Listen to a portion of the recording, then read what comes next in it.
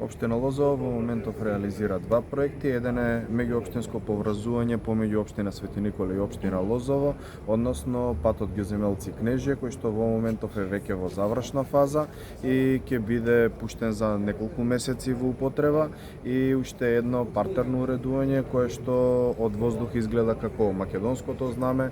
Површината е некаде од прилика околу 14.000 квадрати и е единствен парк таков во Република Македонија.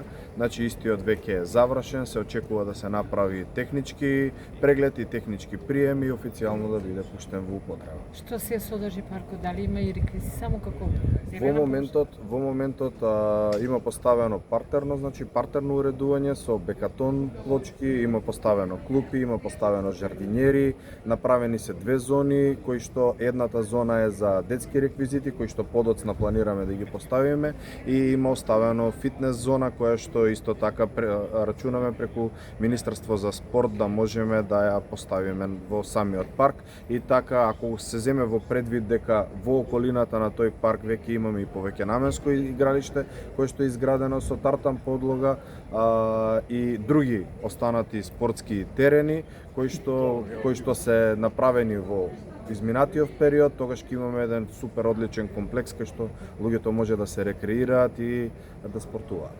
И сите оние кои што ќе имаат можност од воздух додека летаат веројатно со авион да видат дека паркот на толку голема површина го символизира македонското знаме. Токму така, значи точно тоа беше и замислата, да може да биде видливо од авион, да може луѓето да го видат, и ова е единствен, како што кажав и претходно, единствен ваков парк во државата кој што има најголемо македонско знаме. Дали можеби ќе има нешто оставено, камери за заштита некако кај нас?